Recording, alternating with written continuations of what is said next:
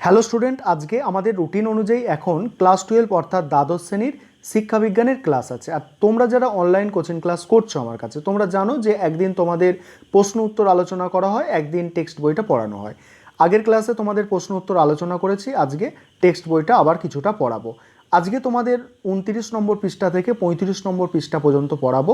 আর যে টপিকগুলো আজকে আমি কভার করব সেগুলো হচ্ছে বিশেষ মানসিক ক্ষমতার বৈশিষ্ট্য। পরের টপিক দেখো সাধারণ মানসিক ক্ষমতা ও বিশেষ মানসিক ক্ষমতার পার্থক্য, তারপরে থার্স্টনের দলগত উপাদান তথ্য, তারপরে বুদ্ধি কী সেটা জানবো, বুদ্ধির বৈশিষ্ট্য আর শিখনে মানসিক ক্ষমতার ভূমিকা। এতগুলো টপিক আজকে আমরা কিন্তু জানবো। এখানে প্রথমে যেটা জানবো আমরা সেটা হচ্ছে বিশেষ মানসিক ক্ষমতার বৈশিষ্ট্য। এইটা বলার আগে তোমাদের একটু মনে করিয়ে দিতে চাই আমি যে তোমাদের কি বলেছিলাম যে প্রত্যেকটা বহুদিক কাজের ক্ষেত্রে স্পিয়ারম্যান বলেছে কি দুটো উপাদান কাজ করছে, একটা হচ্ছে সাধারণ মানসিক ক্ষমতা আর একটা হচ্ছে বিশেষ মানসিক ক্ষমতা, অর্থাৎ জেনারেল ফ্যাক্টর আর স্পেশাল ফ্যাক্টর। সেই যে ফ্যাক্টর ছিল স্পেশাল ফ্যাক্টর বিশেষ মানসিক ক্ষমতা, সেই তার বৈশিষ্ট্যটা কিন্তু আজকে আমরা পড়ব। ঠিক আছে, চলো দেখে নাও। এখানে প্রথম বৈশিষ্ট্য হচ্ছে দেখো বিশেষ মানসিক ক্ষমতার প্রথম যে বৈশিষ্ট্য বলছে বিশেষ ধর্মী। তা তো হবে, বিশেষ মানসিক ক্ষমতা বিশেষ ধর্মী। দেখো যেমন বিশেষ মানসিক ক্ষমতা হলো বিশেষ ধর্মী, এটি একটি নির্দিষ্ট কাজ করার ক্ষেত্রে ব্যবহৃত হয়। অর্থাৎ একটা জিনিস তোমাদের এখনও ক্লিয়ার করতে চাই যে প্রত্যেকটা বৌদ্ধিক কাজকর্মগুলো যেগুলো আমরা করি সেগুলো সবই বৌদ্ধিক কাজ। যেমন নাচ হতে পারে, সেটা গান হতে পারে, ছবি আঁকা হতে পারে, ক্রিকেট খেলা হতে পারে, ফুটবল খেলা হতে পারে, কম্পিউটার চালানো হতে পারে, সব কিছু। এই প্রত্যেকটা কাজের ক্ষেত্রে স্পিয়ারম্যান বলছে দুটো উপাদান কাজ করছে, একটা বিশেষ মানসিক ক্ষমতা, একটা সাধারণ মানসিক ক্ষমতা। কিন্তু কেউ যদি ফুটবল খেলে, ধরো মেসি ফুটবল খেলে, সে যদি আবার তোমরা দেখো ক্রিকেট খেলছে, ক্রিকেট খেলাটা তার হচ্ছে সাধারণ মানসিক ক্ষমতা হতে পারে, কিন্তু সে ক্রিকেটে অত দক্ষ হবে না। মেসি ক্রিকেটে অত দক্ষ হবে না, অর্থাৎ সে কি করছে, সে ফুটবল খেলায় দক্ষ, অর্থাৎ তার বিশেষ মানসিক ক্ষমতা কোথায় বেশি, ফুটবল খেলায়। সেই ফুটবল খেলাটা হচ্ছে বিশেষ মানসিক ক্ষমতা। এই বিশেষ মানসিক ক্ষমতার আমরা বৈশিষ্ট্যগুলো পড়ছি। এখানে কি বলছে দেখো, দ্বিতীয় বৈশিষ্ট্য কি হচ্ছে, এককভাবে কর্ম সম্পাদনে অপরাগ। অপরাগ করা মানে ছেড়ে দেওয়া, ঠিক আছে, না করা, সেটাকে বলছে অপরাগ। সাধারণ মানসিক ক্ষমতা মানে জেনারেল মেন্টাল এবিলিটি, এককভাবে কার্য সম্পাদন করতে পারে, কিন্তু বিশেষ মানসিক ক্ষমতা এককভাবে কার্য সম্পাদনে অপরাগ। এটি সাধারণ মানসিক ক্ষমতার সহযোগী। অর্থাৎ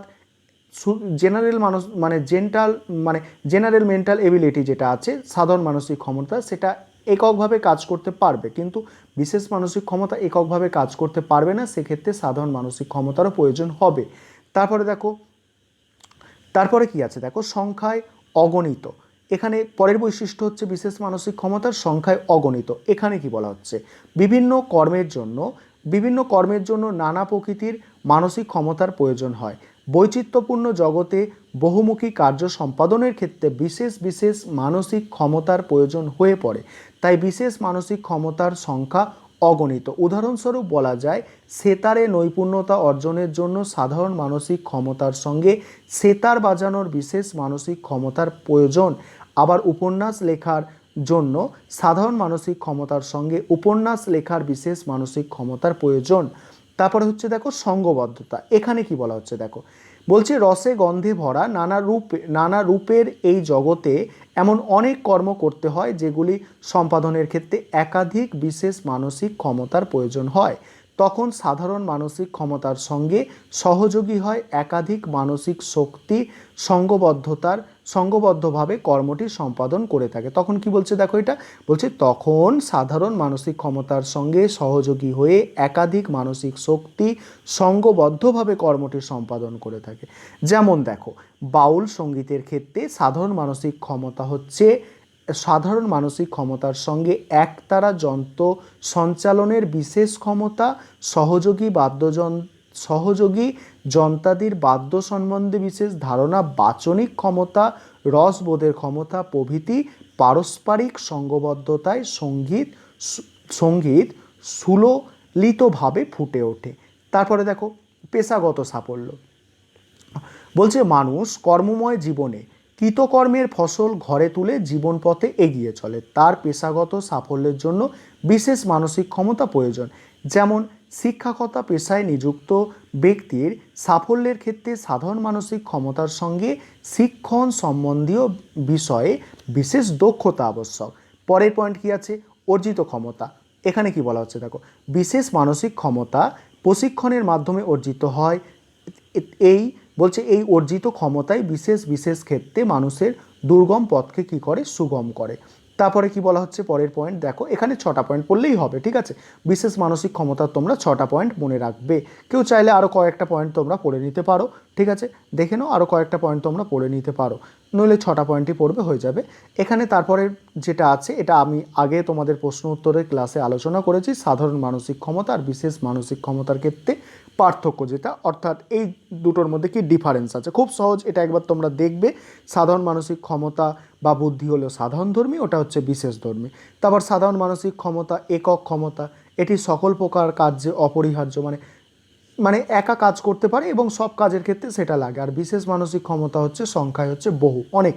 সাধারণ মানসিক ক্ষমতা হচ্ছে জন্মগত, আর বিশেষ মানসিক ক্ষমতা কিছুটা জন্মগত কিছুটা অর্জিত, ঠিক আছে? এইভাবে তোমরা পয়েন্টগুলো দেখবে। এটা খুব কিন্তু ইম্পর্টেন্ট আছে, এই সাধারণ মানসিক ক্ষমতা আর বিশেষ মানসিক ক্ষমতার মধ্যে যে ডিফারেন্স অর্থাৎ পার্থক্যটা। তারপরে দেখো, তারপরে আমরা যেমন স্পিয়ারম্যানের দ্বি উপাদান তত্ত্ব পড়েছিলাম না, যে বলছে স্পিয়ারম্যান বলছে প্রত্যেকটা বৌদ্ধিক কাজের ক্ষেত্রে দুটো উপাদান প্রয়োজন, বিশেষ মানসিক ক্ষমতা আর মানে সাধারণ মানসিক ক্ষমতা। এখানে কিন্তু থার্স্টন অন্য কথা বলছে, থার্স্টন দলগত উপাদানের কথা বলছে। এখানে কি বলেছে সেটা দেখে নাও। বলছে চার্লস স্পিয়ারম্যান প্রবর্তিত তথ্যকে বিশ্লেষণ করে পরবর্তী সময়ে অনেক গবেষক ভিন্ন ভিন্ন মতবাদ রেখে গেছেন। ওই সকল গবেষকদের মধ্যে অন্যতম হলো এল থার্স্টন। আমেরিকার এই বিশিষ্ট মনোবিজ্ঞানী কোনো বৌদ্ধিক কার্য সম্পাদনের ক্ষেত্রে চার্লস স্পিয়ারম্যানের আবিষ্কৃত দ্বি উপাদান তত্ত্বকে মেনে নেননি। মনোবিজ্ঞানী থার্স্টনের মতে সর্বপ্রকার বৌদ্ধিক কর্ম সম্পাদনের ক্ষেত্রে কতগুলি স্বাধীন পরস্পর নিরপেক্ষ প্রাথমিক বা মৌলিক উপাদানের প্রয়োজন। তিনি 7 প্রকার প্রাথমিক বা মৌলিক উপাদানের কথা উল্লেখ করেছেন।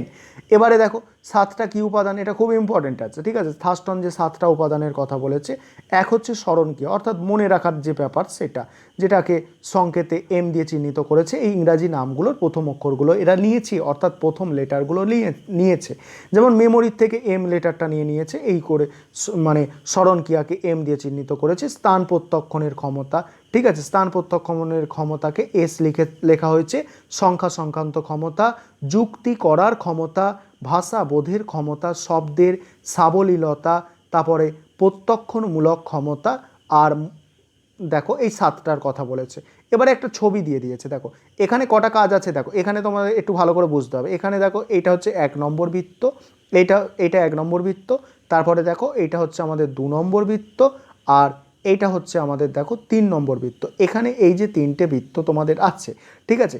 এই 3টে বৃত্ত 3টে কাজ আছে, এটা একটা কাজ করছে। এখানে তুমি একটা জিনিস দেখো যে পি, এই যে পিটা তুমি সব ক্ষেত্রে কমন পাবে, ঠিক আছে? পিটা কি সব ক্ষেত্রে কমন, অর্থাৎ প্রত্যক্ষণমূলক ক্ষমতাটা 1 নম্বর কাজের ক্ষেত্রেও দরকার, 2 নম্বর কাজের ক্ষেত্রে দরকার, 3 নম্বর কাজের ক্ষেত্রে দরকার। কিন্তু এখানে যেটা বোঝার ব্যাপার সেটা হচ্ছে, এখানে দেখো এখানে 1 নম্বর কাজের ক্ষেত্রে চারটে উপাদান আছে, ঠিক আছে? কিন্তু পিটা কিন্তু কমন আছে কি 3টে কাজের ক্ষেত্রেই দরকার লাগছে। আবার দেখো, আবার এন আর আবার দেখো এনটা দেখো, এনটা কি দেখো, এনটা আমাদের 1 নম্বর কাজের ক্ষেত্রে লাগছে, 3 নম্বর কাজের ক্ষেত্রে লাগছে, কিন্তু 2 নম্বর কাজের ক্ষেত্রে কিন্তু লাগছে না, ঠিক আছে? আবার 2 নম্বর কাজের ক্ষেত্রে দেখো 2 নম্বর কাজের ক্ষেত্রে আর 1 নম্বর কাজের ক্ষেত্রে কিন্তু আমাদের এস লাগছে, কিন্তু সেটা আবার 3 নম্বর কাজের ক্ষেত্রে লাগছে না। সেটাই এখানে ডিটেলসে আলোচনা করা হয়েছে। অর্থাৎ এখানে বলতে চাইছে যে কয়েকটা জিনিস সব কাজের ক্ষেত্রেই লাগে, কয়েকটা উপাদান সব কাজের ক্ষেত্রে লাগে, আবার কয়েকটা উপাদান সব কাজের ক্ষেত্রে কিন্তু লাগে না। সেটাই এখানে থার্স্টন দলগত উপাদান তত্ত্বে সেটাই প্রমাণ করতে চেয়েছেন, ঠিক আছে? তারপরে কি বলা হচ্ছে দেখো, তারপরে আমরা যেটা পড়বো সেটা হচ্ছে বুদ্ধি, ঠিক আছে? ইন্টেলিজেন্স। এটা কি? এটা বুদ্ধির সংজ্ঞা। দেখো এখানে বুদ্ধির কয়েকটা সংজ্ঞা আমরা জেনে নেব। বিভিন্ন মনোবিজ্ঞানী তাদের চিন্তাপ্রসূত বিভিন্ন সংজ্ঞা দিয়েছেন। প্রত্যেকটা মনোবিজ্ঞানী তাদের যেরকম মনে হয়েছে বুদ্ধিকে সেরকমভাবে সংজ্ঞায়িত করেছেন।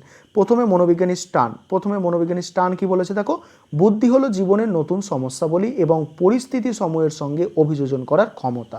তাহলে কি বুদ্ধি হলো জীবনের নতুন সমস্যাবলী এবং পরিস্থিতি সমূহের সঙ্গে অভিযোজন করার ক্ষমতা। তারপরে মনোবিদ বাকিংহামের মতে দেখো শিখনের সামর্থ্য হলো বুদ্ধি, অর্থাৎ কোনো কিছু শেখার যে সামর্থ্য সেটাকে বুদ্ধি বলছে, বাকিংহাম সেটাই বলছে। তারপরে দেখো মনোবিজ্ঞানী ডারবান কি বলেছেন, শিখনের ক্ষমতা অথবা অভিজ্ঞতার দ্বারা উপকৃত হওয়ার ক্ষমতা হলো বুদ্ধি। ঠিক আছে, এখানে আমরা এই তিনটে সংজ্ঞা জানলেই হবে বুদ্ধির। তারপরে এবারে পরে যেটা আমরা আলোচনা করব সেটা হচ্ছে সাধারণ মানসিক ক্ষমতা বা বুদ্ধির বৈশিষ্ট্য। এবার আমরা বুদ্ধির বৈশিষ্ট্যগুলো দেখব। 1 নম্বর বৈশিষ্ট্য সর্বজনীন ক্ষমতা। ঠিক আছে, এটা কি বলছে, এবারে দেখো বুদ্ধি সবার মধ্যে আছে সেটাই এখানে বলছে, কারোর কম কারোর বেশি, সেটাই বলছে সর্বজনীন ক্ষমতা। প্রতিটি মানুষের সাধারণ মানসিক ক্ষমতা নিয়ে ভূমিষ্ঠ হয়। প্রতিটি মানুষ সাধারণ মানসিক ক্ষমতা নিয়ে কী হয়, ভূমিষ্ঠ হয়, মানে জন্মলাভ করে। পৃথিবীর মাটিতে এসে এর আর বৃদ্ধি ঘটানো যায় না, অর্থাৎ বুদ্ধিকে বাড়ানো যায় না, সেটাই বলা হচ্ছে। সকল মানুষের মধ্যে বিদ্যমান সর্বজনীন এই ক্ষমতা জীবন পথ পরিক্রমণের হাতিয়ার হয়ে মানুষের সর্ববিধ কাজে কম বেশি যুক্ত হতে থাকে। তারপরে কি আছে দেখো, বিকাশশীল। পরের পয়েন্ট আছে বিকাশশীল। সাধারণ মানসিক ক্ষমতা হচ্ছে বিকাশশীল, আর এটা তোমাদের বুঝতে হবে যে সাধারণ মানসিক ক্ষমতা মানেই হচ্ছে বুদ্ধি, আর বুদ্ধি বলছে বিকাশশীল। অধিকাংশ মনোবিদের পরীক্ষালব্ধ সিদ্ধান্ত হলো সাধারণ মানসিক ক্ষমতার বিকাশ ঘটে কৈশোর কাল পর্যন্ত। ওই বিকাশ আচরণের মধ্যে দিয়ে পরিপুষ্ট হয়, অর্থাৎ যার যেরকম আচরণ তার মধ্যে দিয়ে তার বোঝা যায় যে তার বুদ্ধি কতটা বেশি বা তার বুদ্ধি কতটা কম। ঠিক আছে, তারপর বলছে জন্মগত ক্ষমতা। এখানে কি বলছে দেখো, জন্মসূত্রে শিশু সাধারণ মানসিক ক্ষমতা বা বুদ্ধির অধিকারী হয়ে থাকে, এটি অর্জন করা যায় না। তারপরে বলছে কাজের প্রকৃতিভেদে পরিমাণের তারতম্য। কোনো কর্ম তা জটিল হোক বা সরল হোক, কর্মের প্রকৃতিভেদে সাধারণ মানসিক ক্ষমতার তারতম্য ঘটে, অর্থাৎ পার্থক্য আছে কম বেশি। দেখো জটিল কর্ম সম্পাদনের ক্ষেত্রে যে পরিমাণ সাধারণ মানসিক ক্ষমতা বা বুদ্ধির প্রয়োজন হয়, সহজ কর্মে সেই পরিমাণ লাগে না। তারপর বলছে সৃজনশীলতা। সাধারণ মানসিক ক্ষমতা বলে মানুষ হলো সৃজনশীল। একই বলছে এই ধর্মের জন্যই সে নব উন্মাদনায় নতুনত্বের দিকে পা বাড়ায়, তার সৃজনশীল মনোভাব সুপ্ত প্রতিভার বিকাশ ঘটে, আত্মবিশ্বাস বাড়ে, মানে তারপরে বলছে সাধনায় ফলপ্রাপ্তির পথ সুগম হয়। এই কথা আমাদের।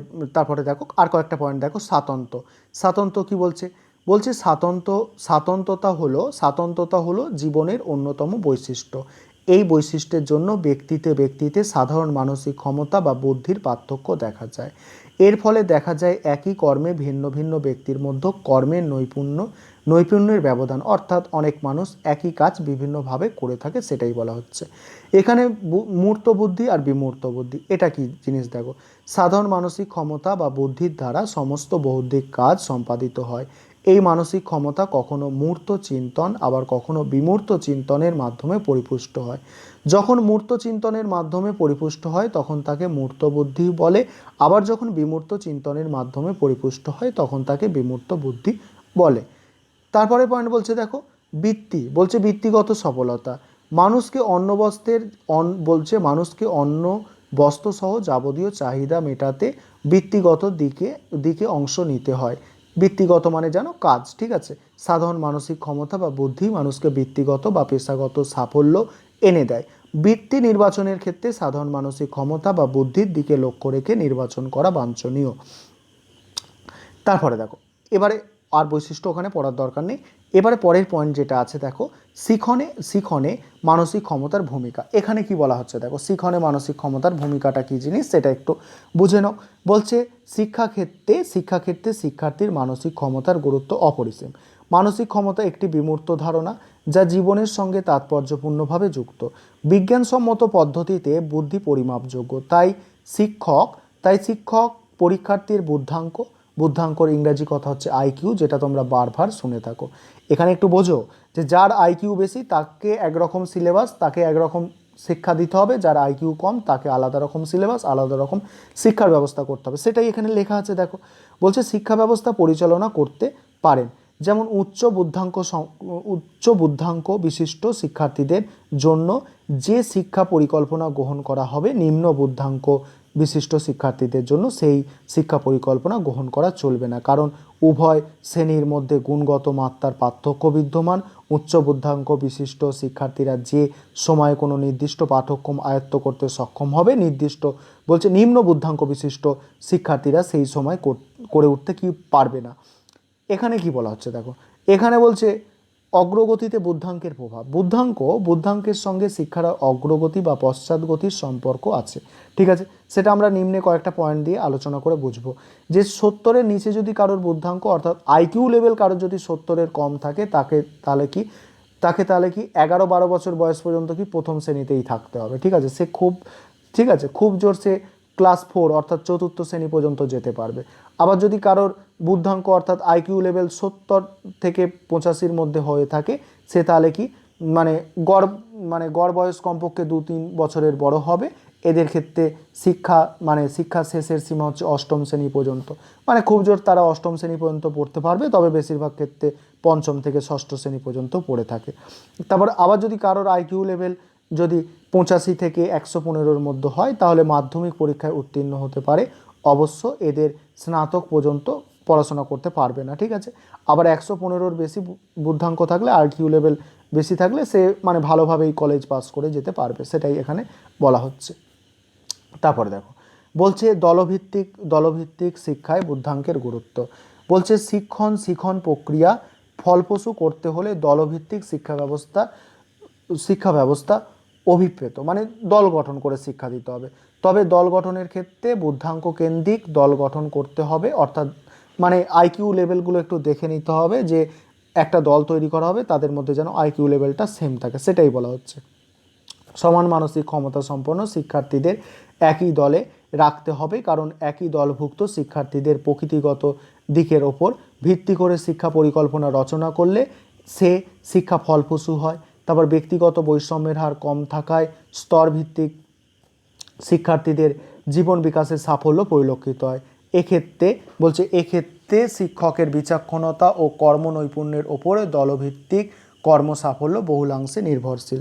তারপরের পয়েন্ট দেখো, তারপরের পয়েন্ট কি আছে, তারপর পয়েন্ট হচ্ছে শিক্ষামূলক নির্দেশনার ক্ষেত্রে বুদ্ধাঙ্ক। শিক্ষার্থীদের ভবিষ্যৎ জীবন পথ প্রশস্ত করলে প্রতিযোগিতামূলক বিশ্বভূমিতে আজ শিক্ষামূলক নিদর্শনের বিশেষ প্রয়োজন।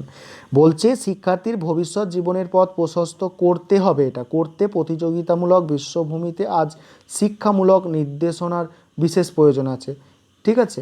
এখানে কি শিক্ষার্থীর মানসিক ক্ষমতা অনুযায়ী অর্থাৎ বুদ্ধাঙ্ক অনুযায়ী নির্দেশনা দিতে হবে, অর্থাৎ যে সে ভবিষ্যতে কি হবে সেটা তার বুদ্ধাঙ্ক অনুযায়ী তুমি যদি টিচার হও তাকে পরামর্শ দিতে হবে।